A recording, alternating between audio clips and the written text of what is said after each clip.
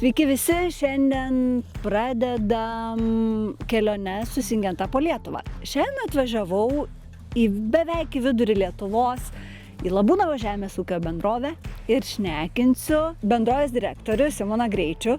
Beje, Simas yra ir Akola Farming augalininkystės padalinio vadovas, tai aš pasišnekinsiu ne tik tai, kas vyksta čia vidurio Lietuvoje, Labūnavoje, bet dar sužinosiu ir kaip sekasi bendrai per Lietuvą išdėliotom visom bendrovėm. Tai sveikas, Simai, 100 metų. Gerą dieną, ačiū ir malonu, kad atvažiavot. Pasakok, kokie šių metų specifiškumai čia pas tave Labūnavoje? Na tai tikriausiai kaip ir pas daugumą, ypač šitam regione, ta prasme. Paskutiniai krituliai buvo kovo vidury, šlapdribos pavidalu, lūžo stogai, pas mus ne, ačiū Dievui, bet lūžo stogai, griuvo sandėliai Lietuvoje. Ir sekantis krituliai buvo tik praeitą trečiadienį, tai vat lygiai savaitė, kaip gavom bent kažkiek kritulių. Na, ir dar šiąnakt. Ir dar šiąnakt, tai dabar jau prisipliusavo, jau per šitas 7 dienas turim beveik 28. Tai kaip pasakyti, gal neatsigėrė, bet lašelinę tikrai gavo ir visai neblogą, ir temperatūras dabar turim geras, tai viskas geriasi, viskas eina gilyn, tai truputėlį pradžiugino, bet jau įvyko dalykų ir netitaisom. Kas? Tarkim, žieminiai kviečiai, kuriuos tikriausiai kaip ir dauguma sėjom vėliau pernai, sėjom į rugsėjo galą, tai jie nebuvo tie, kaip mes įpratę, kad būtų super tankus. Tai bandėm tankinti pavasarį su reguliatoriais ir viskuo, bet buvo velniškai sausa, tai nei to pirmo azoto paėmė. Nors jis ten padėtas buvo, nes buvo per sausa ir dėl to jie pradėjo vėl atsimetinėti. Ir net ir dabar vis dar, gegužės vidurys, atrodo ir lietų gavom ir viskas padaryta, aukščiausiam lygiai tikrai padaryta. Ir vis dar galim Labūnavoje ant tikrai gerų žemių matyti nevienodų kviečių. Tarkim, tokiu laiku būdavo tiesiog, kaip mes juokaujam, juodi kviečiai. Taip. Tamsiai mėlyni, tai dabar turim visokių. Tai kas tikrai mums nebūdinga ir aš manau, kad galutiniam rezultate tikrai atsilieps. Bet Simai, šiaip, kad ir šaltas pavasaris, ir sausa, ir tikrai tų nepalankių visokių sąlygų. Ir mums atrodo iš šalies, kad liktai maži, viskas maži, bet gegužės vidurys ir augalai vis tiek jie pasiekė jau savo tą tradicinį. Ar jie atsilieka? Jo, iš esmės reiktų sakyti, kad gal ir neatsilieka, nes aš tai pažiūrėjau istoriškai, mes čia prieš darydami tą vadinamą T1, kai antras reguliatorius ir pirmas rimtas fungicidas, ką jau pradėjom iš esmės šią savaitę, tik orai stabdo, tai ta nepilnai 32 fazė ir tas ir būdavo ir prieš tai buvusiais metais. Visada tas purškimas būdavo kažkur tarp 10-17 dienomis. Tai va, taip ir yra. Tai va, tai reiškia, nesvarbu, kad tie orai šalti ir mums atrodo, o ypatingai miesto žmonėms, ar kas toliau nuo žemės ūkio, kad labai tas pavasaris šaltas, bet vis dėlto augalai eina sava tvarka. Dėl to dėta, kad jie vis tiek žiūri tą saulės kampą, saulė aukštai ir jie vis tiek žino, kad tu juos pjausi, rugpjūtį. Tai... Ir turi padaryti. Dabar pats paminėjai, kviečius jau eina su fungicidiniu purškimu, augimo reguliatorių vieną kartą padaryti.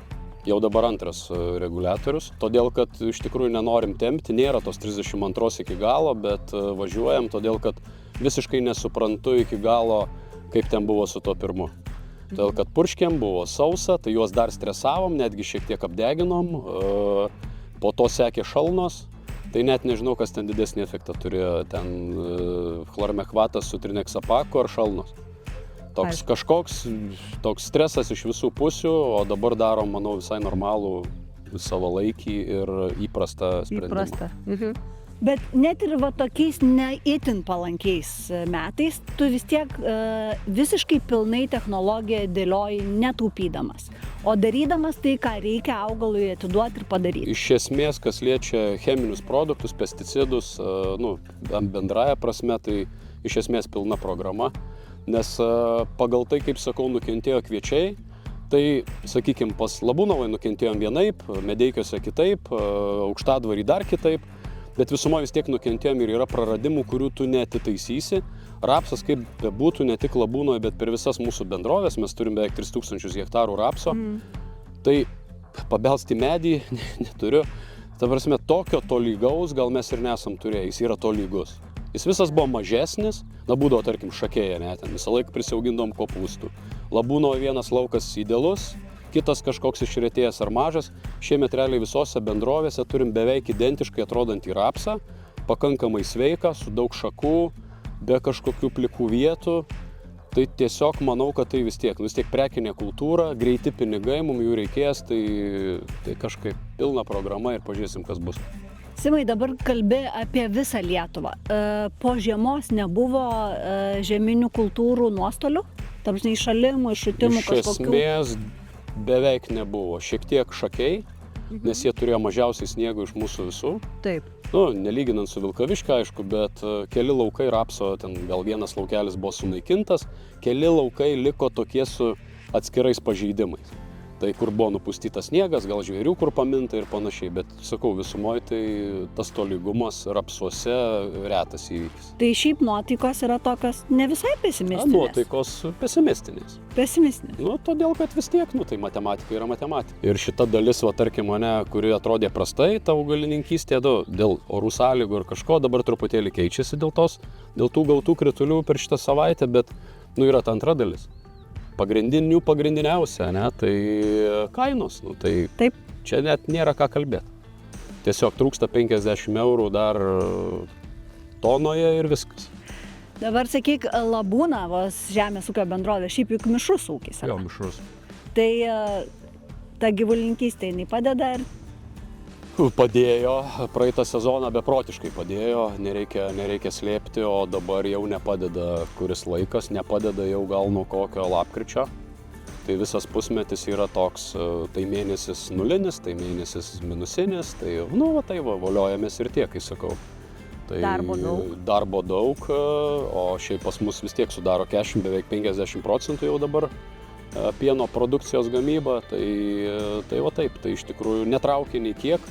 Tiesiog kainos žemai ir toj vietoj, tai labai labai liūdna, nes visą laiką kažkaip prasilenkdavo. Nieko blogo, kai aš sakau, kad kažkur kviečiai nukrito, pienas laikosi, bet dabar, kad visos tos kreivės vienodos į tą patį grafiką, tai taip, nežinau, kas čia bus toliau. Donaldui paskambinčiau, jei galėčiau, bet neturiu telefono numerio. Tai linkiu tau gerų metų, prieš tai sukryžiuoti, kad kainos kiltų ir kad tie laukai nefiltų. O jūs visus kviečiu atvykti į Labūnavą, nes čia yra ne tik žemės ūkio bendrovė, bet čia dar ir likęs Labūnavos dvaro bokštas. Ir mes tradiciškai žinome Lietuvoje, kad yra vienas bokštas, bet iš tikrųjų yra du. Pabandykite atvykę į Labūnavą surasti ir antrąjį. Tai ačiū Jums visiems. Ir ačiū Simai, iki kitų kartų. Dar viskas gali būti gerai. Taip, taip ir linkiu.